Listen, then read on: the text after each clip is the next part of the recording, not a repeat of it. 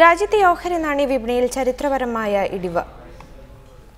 വ്യാപാരം ആരംഭിച്ച മിനിറ്റുകൾക്കുള്ളിൽ സെൻസെക്സിൽ 1100 point ഇടിവുണ്ടായി. Nifty 350 പോയിന്റിലധികം ഇടിവ് രേഖപ്പെടുത്തി.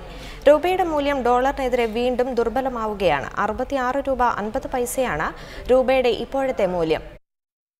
ദലാൽ സ്ട്രീറ്റിൽ ചോര വീണ തിങ്കളാഴ്ച എന്ന് വേണം ഇന്നത്തെ വ്യാപാര ദിവസത്തെ വിശേഷിപ്പിക്കാൻ.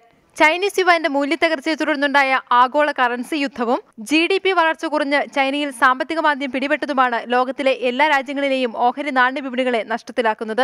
ഇതോടൊപ്പം ലോകത്തിന്റെ വ്യവസായ കേന്ദ്രമായ ദക്ഷിണ കൊറിയയും ഉത്തര കൊറിയയും തമ്മിൽ യുദ്ധസമാനമായ സാഹചര്യം ഉണ്ടായേക്കുമെന്ന ആശങ്കയും ആഗോള വിപണികളെ ബാധിക്കുന്നുണ്ട്.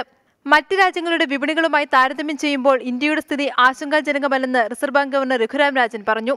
While a number of emerging markets are experiencing difficulties with their old export-led growth model. Now, many of you are watching markets this morning worried about the continued volatility from last week. While I don't want to opine on the future direction of markets, I will say that relative to other countries, India is in a good position.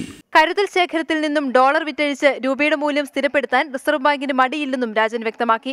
We have approximately $380 billion in reserves to be used as and when the need arises. We will have no hesitation in using our reserves when appropriate to reduce volatility in the rupee. അന്താരാഷ്ട്ര വിപണിയിൽ crude oil വില ചരിത്രപരമായ ഇടിവിലേക്ക് എത്തിയതും പ്രതിസന്ധിക്ക് കാരണമാകുന്നുണ്ട്. ബാരലിന് $40 crude ഓയിലിന്റെ വിലയിടിഞ്ഞത്. എന്നാൽ ഇറക്കുമതിയെ പൂർണ്ണമായും ആശ്രയിക്കുന്ന ഇന്ത്യ പോലുള്ള രാജ്യങ്ങൾക്ക് ക്രൂഡ് ഓയിൽ വിലയിടിവ് പ്രയോജനം ചെയ്യും. ഏഷ്യൻ, യൂറോപ്യൻ രാജ്യങ്ങളിലെ പ്രതിസന്ധിക്കൊപ്പം ക്രൂഡ് ഓയിൽ വില തകർച്ചയെ തുടർന്ന് അമേരിക്ക തളരുന്നതുകൂടിയാകുമ്പോൾ 1930 സമാനമായ പ്രതിസന്ധിയിലേക്ക് ലോകം കടന്നേക്കും. Business desk reporter.